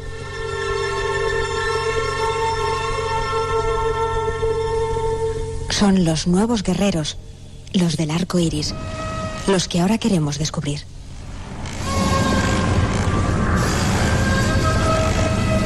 Ahí están esos nuevos guerreros. Creo, Alberto, que había una profecía que hablaba de que en el mayor momento de crisis iban a surgir esos guerreros, quizá de una forma espontánea, porque yo no sé si esto es un movimiento que está organizado humanamente, a lo mejor está organizado divinamente. Yo creo que está organizado de una manera muy especial y precisamente el libro va a ser una sorpresa para muchos de estos movimientos que lo componen, porque yo creo que por primera vez van a encontrar que lo que muchas veces ha sido movimientos aislados están tejidos en un mismo tapiz de colores, ¿no? En un mismo tejido de colores, y que lo que un grupo hacía aisladamente aquí en España y otro aisladamente en Australia y otro en Dinamarca y otro en Argentina y otro en los Estados Unidos y en México, estaba encaminado a lo mismo, y además no solamente estaba encaminado a lo mismo, sino que además respondía al mismo arquetipo, al mismo símbolo y a esa misma intento, esa misma impecabilidad de la que tú hablabas, y que es una impecabilidad para que con el amor hacia la tierra busca sanar las heridas que por siglos, por milenios hemos infligido a nuestra propia madre. ¿Y había alguna profecía que hablaba de ello? Son un cuerpo de profecías, es un cuerpo de profecías que apareció publicado por primera vez por dos indígenas de Norteamérica, en el cual relataban tanto entre los pies negros como entre los Hopi, como entre los esquimo, como entre los grupos del Alaska y diferentes pueblos, a México también, purépechas y aztecas, una recurrencia de leyendas que hablaban de esto, que hablaban precisamente del tiempo en el cual la tierra empezaría a estar envenenada, el agua no podría ser bebida porque precisamente estaría tan contaminada, el mismo sol estaría debilitado, el bisonte, el águila desaparecerían, y habrían tantas guerras entre hermanos y hermanas, entre pueblos, que sería necesario que en la tierra surgiese un nuevo tipo de guerreros, de tribus, de naciones y de pueblos que adoptarían precisamente la leyenda del guerrero del arco iris para empezar sus luchas, sus combates para curarla a la tierra. Un combate que sería de otra forma, que ahora vamos a analizar, pero es muy curioso que sea el símbolo del arco iris, que fue el símbolo que dejaron los dioses después del diluvio, por ejemplo. Surgió el arco iris como el símbolo de la unión con lo divino. Así es, en casi todas las diferentes culturas de la humanidad, y eso es también parte del estudio que yo realicé para hacer el libro. Hice un estudio comparativo de las leyendas, de la mitología que tiene que ver con el arco iris entre pueblos tanto de Oriente como de Nueva Zelanda, del África, de Sudamérica, etcétera. Y siempre aparece este arquetipo, este símbolo del arco iris como un símbolo de esperanza, como un símbolo que queda de puente, de serpiente, que une la tierra con el cielo, que une y que es al mismo tiempo una esperanza de que el diluvio, que el mal tiempo ya ha pasado, que la gran tormenta ha terminado y que es el tiempo de un nuevo tiempo, es un tiempo de un nuevo tiempo en el cual las flores vuelven a aparecer de nuevo, las aves empiezan otra vez a volar, las serpientes y los animales empiezan a repoblar la tierra. Esta noche, como muchas veces queremos dar claves para que lleguemos a la comprensión. Es muy curioso porque, como tú decías, gran parte de todos esos grupos que han comenzado a hacer cosas en diferentes partes del mundo no sabían qué estaban haciendo, o sí sabían a lo mejor lo que estaban haciendo, pero se estaba haciendo quizá de una forma muy inconsciente. Yo te pregunto si por encima de toda esa serie de redes que ahora se están comunicando o intercomunicando, había una inteligencia superior, extraterrestres, Dios, no sé cómo llamarlo, que estaba preveyendo ya todo ese camino, ese resurgimiento de los guerreros del arco iris, todos esos movimientos que poco a poco se han ido infiltrando en la sociedad. Había algo que lo estaba controlando sin que la gente de abajo, nosotros nos diéramos cuenta. Yo creo que es una combinación de la inteligencia de la tierra misma. Es decir, la tierra como ente vivo también sabe, como nosotros a veces cuando estamos conscientes y cuando utilizamos nuestro conocimiento, estamos conscientes de lo que nos aqueja, sabemos cuál es la fuente de nuestros males. Y nuestra abuela, es decir, nuestra abuela común, la tierra, que es muy sabia y que ha estado aquí por muchos centenares de millares de millones de años, seguramente que también ya tiene conocimiento de qué es lo que la aqueja. Entonces lo que yo pienso es que más que nada es el resultado de un llamado de la misma tierra a sus propios hijos, es un resultado de la inteligencia de la tierra para buscar curarse a sí misma de todas las enfermedades que la aquejan.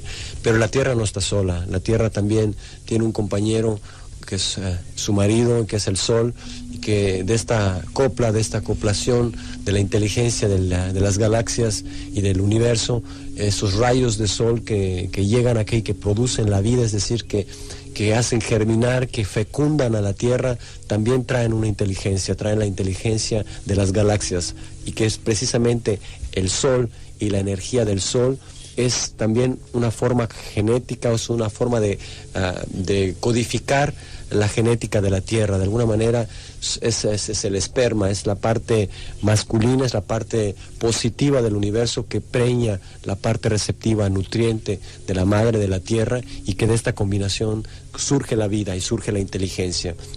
Entonces nosotros, como hijos y frutos de esta unión, de alguna manera también respondemos a la inteligencia que recibimos genéticamente de nuestro padre y nuestra madre.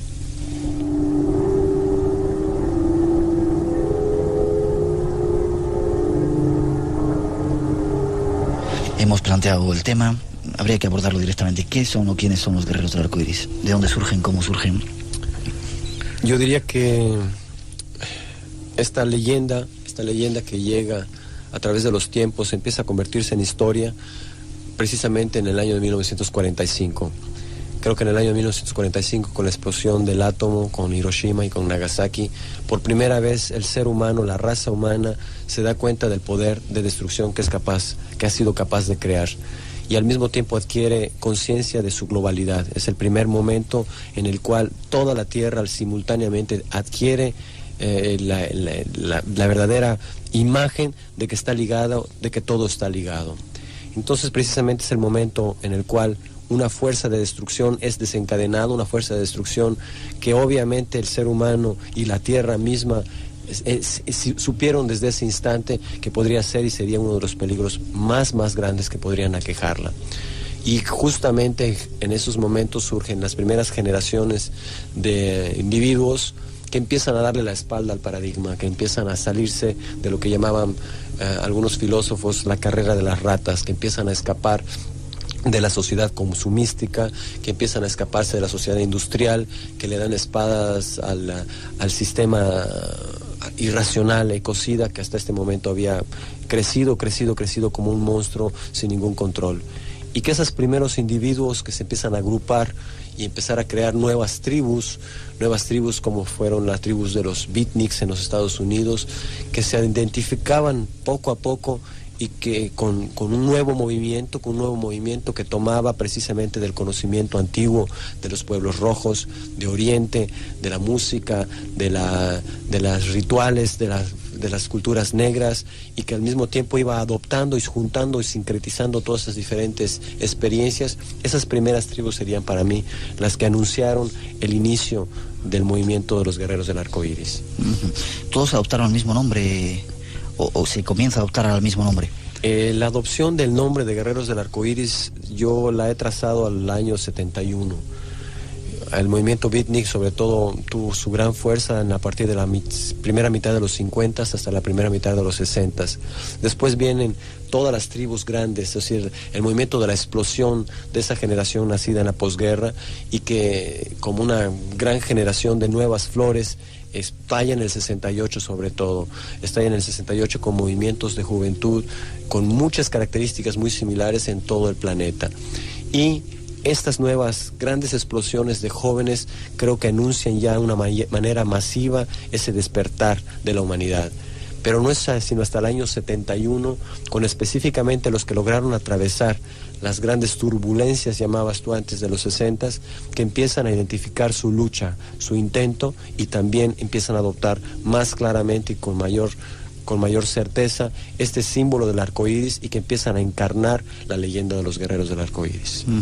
¿Y hay en este momento algún interés o una necesidad de organizar o de intercomunicar a esos grupos que de alguna forma lo están de forma espontánea? En ese momento no, es decir, yo creo que por cerca de 15 años, todos los 70s y la mitad de los 80s, la mayor parte de estos movimientos se concentraron en su trabajo en su propia región, con sus propios problemas, en su propio crecimiento, en su propio desarrollo grupal, local, regional. Y que no es sino hasta la mitad de los 80s que empiezan a adquirir una conciencia de ser un tejido, de ser un movimiento global. Es el momento en el que la ecología también empieza a adquirir de más y más una importancia a nivel global, y que todas las redes ecologistas empiezan a tender puentes entre sí para empezar a crear un movimiento mucho más coordinado. Y en ese momento también que otros movimientos de guerreros del arco iris, como el de las familias el Consejo Tribal de las Familias del Arco Iris, como la Greenpeace, como los movimientos alternativos de Dinamarca y de Europa y Alemania, el momento que empiezan a surgir una serie de iniciativas que adoptan el arco iris y que empiezan también a vincularse unas con las otras, como para crear poco a poco las bases de una sociedad en medio de la sociedad que está decayendo. En lugar de luchar por el poder y después buscar construir una sociedad, empezar a construirla desde ahora y no esperar a la catástrofe, estar listos para la catástrofe. Y esos son pocos años realmente los que tenemos de que este proceso se ha dado. Pero el intento más importante en estos tiempos y la tarea más importante en estos tiempos es precisamente esa, es de tejer todos estos diferentes movimientos entre sí, que todos ellos encuentren como el arco iris su especificidad, qué color y qué parte del espectro ellos tienen como trabajo especial y cómo armonizar ese color con los demás colores para que precisamente a través de la armonización de todas las gamas de colores podamos regresar a esa luz, a esa fuente de energía que concentrada puede dar resultados de transformación y de cambio y que al mismo tiempo es nuestra respuesta como humanos a los mensajes del sol.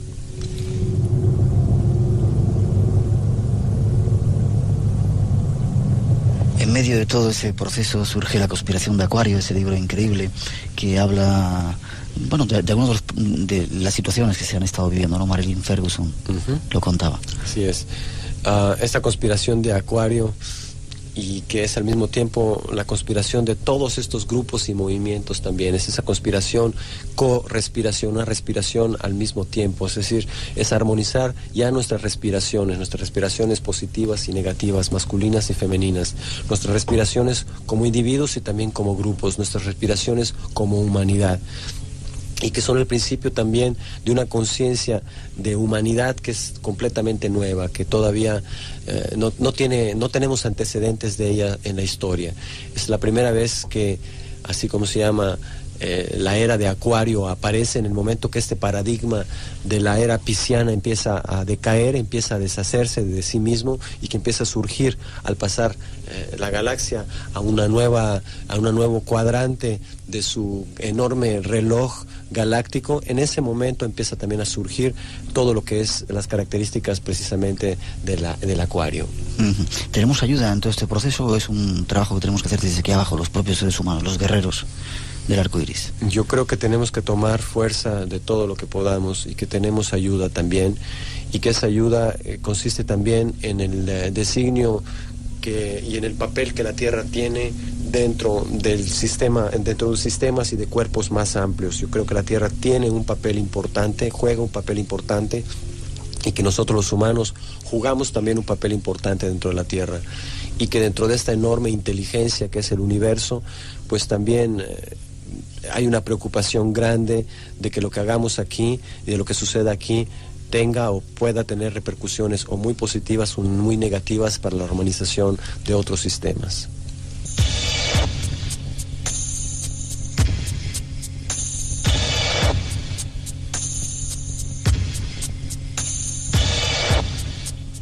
Las visiones más amplias prevén dos salidas a nuestra civilización. Por un lado, una vasta y profunda destrucción que hará que el planeta, como un ser vivo, se quite de encima todo aquello que le agobia, que le está matando, con una profunda transformación de la vida.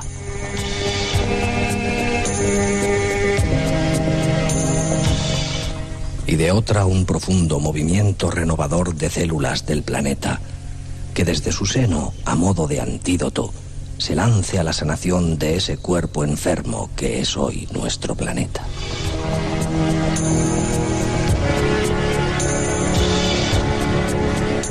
En esta segunda concepción, el ser humano tiene aún la posibilidad de cumplir una gran misión: salvar la Tierra, salvar al planeta en el que vivimos.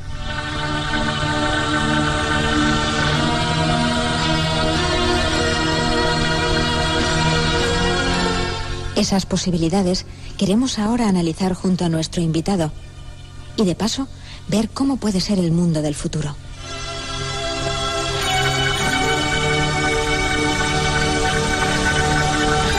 está un poco el trabajo que deberían o que debemos de hacer esos guerreros del arco iris, esa posibilidad histórica de cambiar el rumbo del planeta. Vamos a ir viendo, si quieres, algunos aspectos de los guerreros del arco iris en la filosofía. No sé, empezamos por donde tú quieras. Ya estamos, a mí me gustaría incluirme en esos guerreros del arco iris. Estamos infiltrados en todo tipo de, en todos los aspectos de la sociedad. Sí, lo importante es eso, es no esperar que nadie te dé una credencial para hacerlo y que no hay nadie que precisamente te pueda a ti nombrar guerrero del arco iris. Es algo que tú asumes y es algo que tú realizas en el momento que estás haciendo una tarea abocada a lo mismo, ¿no? Entonces, claro que eres bienvenido también. Muchas gracias.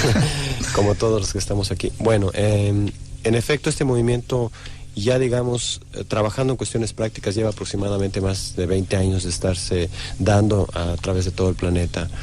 Y yo tengo conocimiento de diferentes grupos que están haciendo ya cosas muy específicas. Uno de ellos, por ejemplo, es el movimiento del Consejo Tribal de las Naciones del Arco Iris, que lleva 21 años ya de estarse encontrando año tras año en los parques nacionales, en los bosques de los Estados Unidos, siempre en un lugar distinto, siempre defendiendo el derecho a asamblea, al derecho a asamblea libre, y que crean y cada año producen un pequeño pueblo de 20, 25 mil personas que durante un mes conviven en paz, que conviven en ecología, que conviven en armonía unos con los otros y que conviven precisamente en una gran diversidad, una diversidad que se unifica en un mismo intento de paz y de unificación. Estos encuentros, que son, como te decía yo, llevan 21 años de realizarse, son gratuitos, el dinero no existe, solamente el trueque. La medicina que se utiliza es la medicina alternativa, la forma de educación es talleres, el tipo de organización es el consejo circular indígena, los tipos de economía son economías alternativas. En fin, es una suma de microsociedades, de pequeños grupos que ya llevan un trabajo de 20 años, muchos de ellos en sus propias regiones, y que traen aquí a este gran muestrario, este gran circo o esta gran festividad de las alternativas. Como esta, existen muchos otros movimientos. Movimientos de bancos, existen bancos que desde hace unos... De eso me gustaría hablar. Hay un banco en Suecia. En Suiza, otro en Alemania, otro en Dinamarca, que han adoptado precisamente el nombre de bancos del arco iris y que son... ¿Están legalizados y todo? Sí, que funcionan ya totalmente con cientos de socios, con sus sucursales, etcétera. Son bancos que funcionan para la ecología, para propósitos todos que son cuidadosamente estudiados, que las inversiones se hacen con fines y para cuestiones de ayuda, de restauración, de reforestación, ayuda a grupos marginales, en fin, para nuevas cooperativas, para clínicas, para escuelas alternativas. Es todo un movimiento bancario que está siendo utilizado para desarrollar nuevas alternativas y que tienen el apoyo de una economía, en muchos casos una economía sin oro, como se llama en Alemania, y que están creciendo cada vez más. Quiero matizar un poco más esto de la economía. Es muy curioso porque, según he leído cómo funcionan esos bancos, dan préstamos cuando se los dan a las personas individuales 2 puntos por debajo de la tasa, sí, de la tasa que dan los bancos normales, incluso mucho más bajo cuando se trata de cooperativas o hacer algún tipo de proyecto, porque no es tanto el interés de conseguir dinero como en los otros bancos, sino hay otra serie de intereses. Qué curioso y qué bonito que funciona así, ¿verdad? Y que al mismo tiempo no tiene una serie de los gastos que tienen todos los bancos de representatividad, de publicidad, de locales lujosísimos que funcionan realmente como bancos del pueblo para el pueblo. Muy, muy curioso. ¿En Alemania has dicho que había? Y en México también. En México también. Sí, las cajas populares se llaman. Sí, qué curioso. Y yo creo que yo formo parte de los profetas que trabajamos con la luz y para la luz, es decir, para la esperanza, que tratamos de dar y de infundir ánimos a aquellas gentes que de otra manera se dejan abatir por la desesperanza, por la apatía, por el miedo y por la inseguridad. Y pienso que son todos esos enemigos que cualquier guerrero tiene que combatir todos los días de su vida.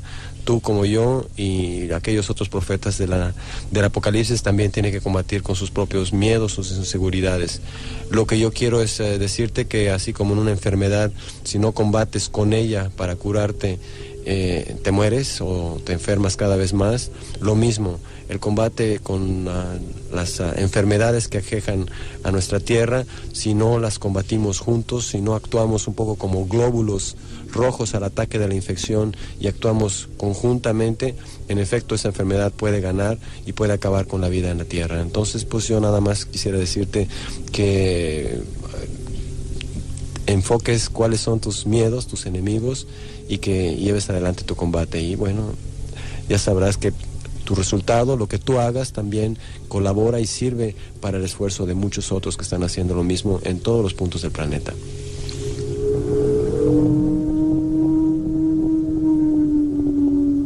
Seguimos viendo, si quieres, más aspectos de los guerreros del arco iris. Hablas de la energía, el arco iris y el aura. Muy curioso, ¿no? Bueno, el aura es esta fuerza luminosa que de repente antes nada más veían algunos seres muy especiales y que solamente se encontraba en los santos, y que de repente también con el paso del tiempo hemos aprendido a ver más y más, todos los que hemos atravesado una serie de pruebas y de caminos, todos aquellos que de alguna manera poco a poco hemos empezado a distinguir el huevo luminoso o el haz luminoso que rodea no solamente a los seres humanos, sino a las plantas, a las piedras, a las montañas, en fin, esa fuente energética que despide todo cuerpo vivo, y que ahora hasta los aparatos fotográficos como el Krillin logran fotografiar esta aura. Y esta aura, bueno, finalmente en muchas de las culturas que representa esta luminosidad aparece en los 7 tonalidades del arco iris, es decir, cada uno de los colores refleja de alguna manera algún tipo energético distinto, y eso que se aplica a los seres humanos y a las plantas y a los animales, también la espectroscopía ha descubierto que también corresponde a las estrellas y a los soles, que las estrellas y los soles en su viaje por el espacio blanco, por el espacio universal, también dejan una coloración atrás, y que dependiendo de esa coloración se sabe si van, si vienen, a qué velocidad van, qué tipo de energía contienen estas estrellas y esos soles. Entonces, si desde lo más alto hasta lo más pequeño, desde lo más infinito en el macro, en el micro, todo responde siempre a esta misma ley de la energía y de la materia combinada, bueno, el arco iris de alguna manera representa la armonización de esas energías. Cada cuerpo no solamente es el reflejo de una sola coloración, sino básicamente de esas 7 coloraciones. Y esas 7 coloraciones son cada una de las fuentes de energía de los 7 chakras. Y los 7 chakras al mismo tiempo funcionan a veces armónicamente y a veces desarmónicamente. Cuando logran armonizarse es que la energía está fluyendo como una serpiente y circulando a través del cuerpo, sea el cuerpo de la tierra, sea el cuerpo humano, o sea el cuerpo de una planta. Entonces, este arco iris sería de alguna manera la serpiente, este arco iris y serpiente que recorre el cuerpo humano. Es al mismo tiempo el símbolo o la forma de refractar exteriormente si nuestra energía está armonizada, si la energía de ese planeta está armonizada, si la energía de esa estrella está armonizada. Hablábamos otra similitud más con los guerreros del arco iris, muy curioso. Hablábamos en esa introducción de que queríamos irnos ahora hacia el mundo del futuro para ver cómo podría ser. Si te parece, comenzamos a dar algunas claves de ello.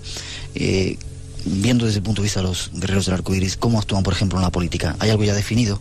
Bueno, tenemos ya, por ejemplo, que desde hace 8 años apareció en los Estados Unidos una coalición de organizaciones alternativas, políticas, marginales, grupos indígenas, grupos antinucleares, los gay, los grupos espirituales, que empezaron a unificarse detrás de la imagen de un líder muy carismático, que es precisamente un reverendo, que es el reverendo Jesse Jackson, y que buscó crear una alternativa, ha buscado y sigue buscando crear una alternativa política para el gran monstruo de los Estados Unidos, que de alguna manera se está preparando también, y que está preparando al unir en redes, en esta coalición, a todos los grupos que de alguna manera son disidentes de estas dos tendencias que durante los últimos 2 siglos han estado dirigiendo al país y al mismo tiempo a ese gran imperio que son los Estados Unidos. Esta coalición de organizaciones de todos los colores precisamente se llama la coalición del arco iris, y en algún momento se ha hablado ya de la creación de un primer partido político independiente del democrático y republicano, que se llamaría precisamente el Partido Político del Arco Iris. Este intento y este esfuerzo y este trabajo que viene realizando el reverendo Jesse Jackson en Estados Unidos también tiene otro tipo de resonancias, por ejemplo, en el movimiento ecologista europeo.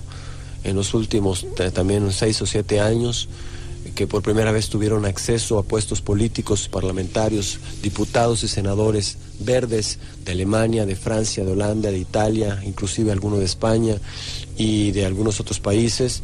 Estos diferentes eurodiputados ecologistas crearon en Bélgica, dentro del Parlamento Europeo, una coalición también, una fracción que durante muchos años se llamó la fracción del arco iris, que ha cambiado de nombre en los últimos tiempos, pero que también adoptó esa misma simbología, porque también responde también a esa filosofía, a esa mitología nueva, esa filosofía nueva y vieja, que es la filosofía que incluye todo lo que como la sociedad, lo que la sociedad no incluye, es decir, que incluye todas las gamas de coloraciones que generalmente la sociedad no incluye.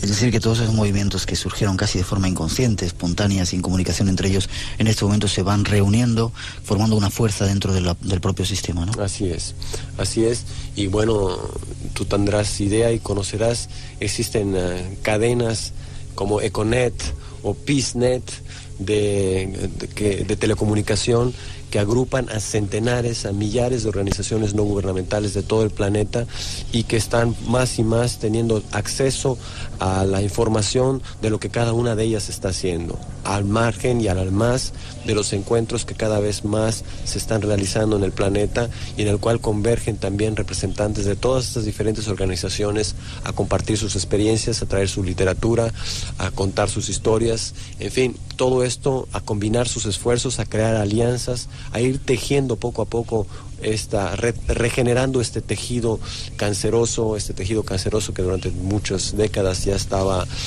amenazando de más y más la vida en el planeta.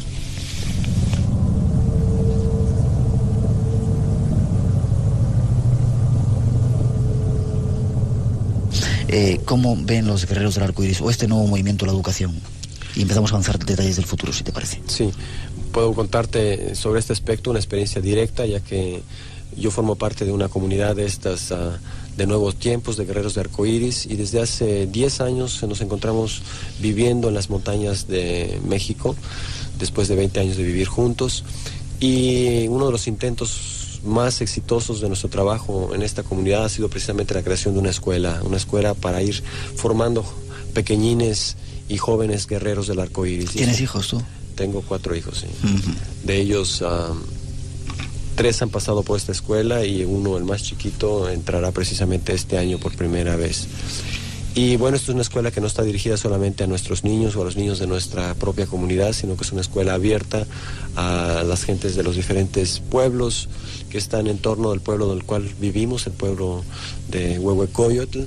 Y es una escuela en la cual estamos poniendo en la práctica muchas de las enseñanzas y de los aprendizajes y de los conocimientos que hemos ido adquiriendo a través de estos 20 años. Es decir, hemos hecho un poco el resumen de todas esas experiencias desconectadas que hasta este momento teníamos y las empezamos poco a poco a tejer en un nuevo sistema educativo que parte desde la espiritualidad, que parte desde el respeto al sol, que parte del respeto a la tierra y que también implica acción social, que implica el involucramiento de los niños en las tareas de limpieza de su propio, no solamente de su propia escuela, sino del mismo pueblo, en la tarea de concientización de los demás niños de las demás escuelas, en fin, en todo un trabajo educativo que, bueno, es solamente uno de los aspectos. Otros aspectos también es la educación a través de la literatura, a través de los audiovisuales, a través de la música, a través de las artes, a través de la cultura.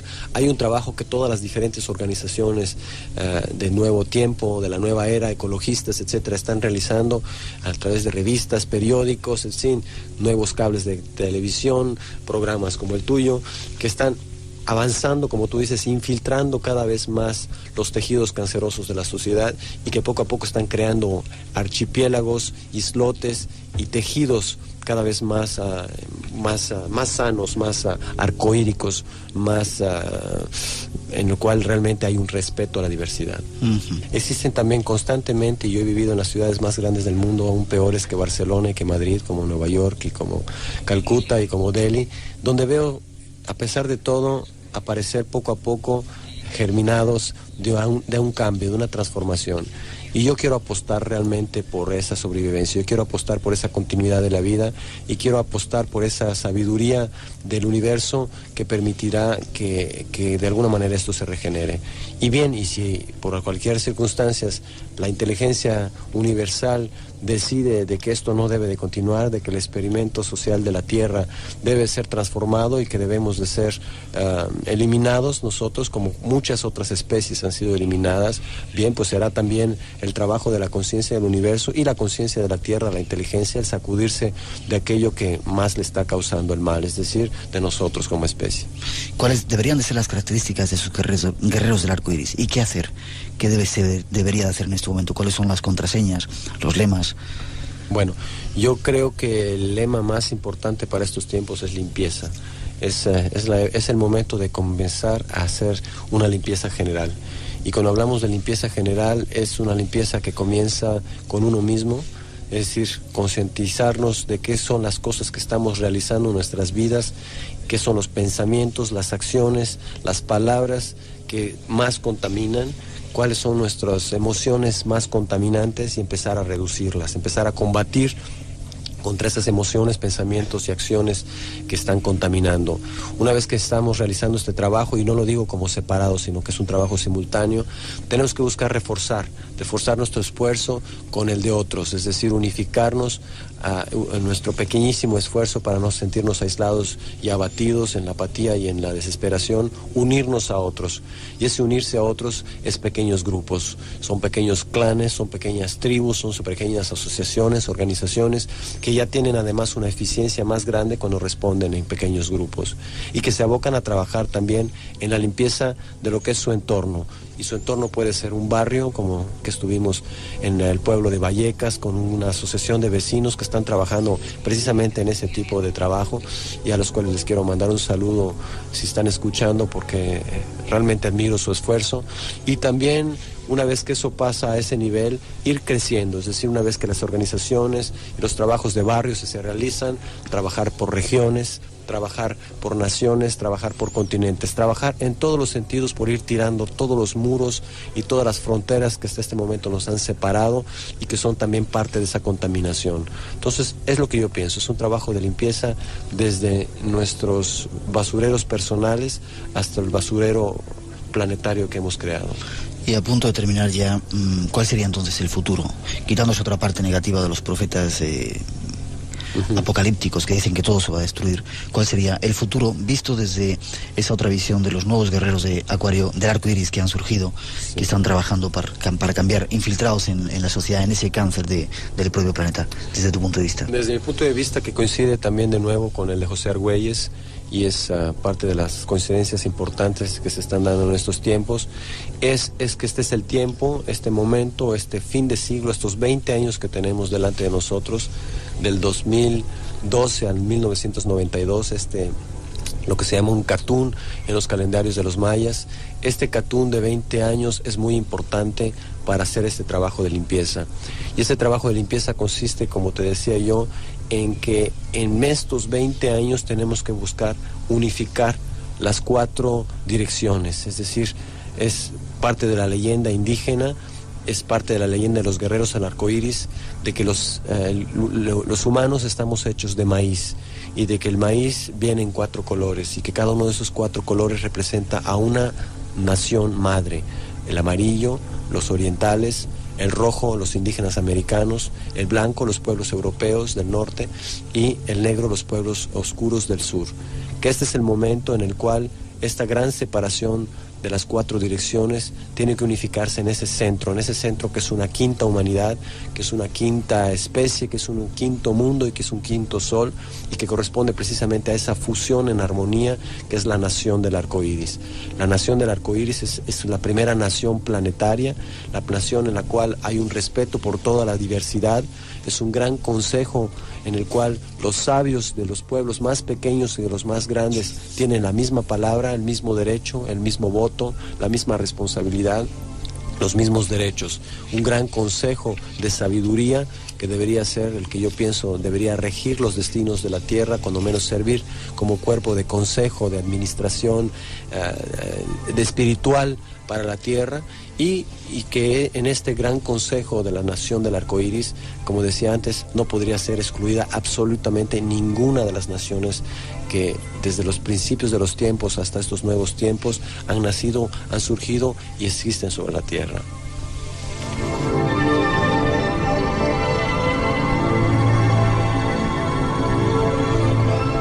Y a punto de terminar me gustaría leer de esa profecía que hemos citado antes, de la profecía india de Grace Vara. Dice: la nueva raza de humanos empezará a diseñar su nueva realidad de vida en este planeta, como querían que fuera desde el momento en que llegaron de las estrellas. Ojalá que sea así. Pues igual, lo mismo también espero, y hay que saber de que esa esperanza no se puede construir solamente con buena voluntad. Se tiene que construir también con actos, y que esos actos tenemos que empezar a darlos ya.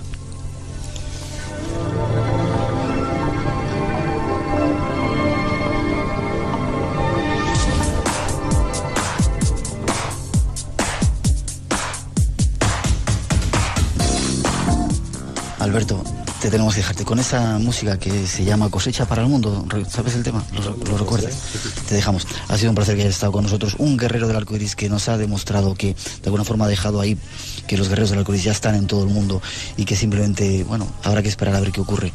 Posiblemente seamos capaces de cambiar en esa segunda posibilidad el planeta y que la vida siga o resurja con ese quinto sol.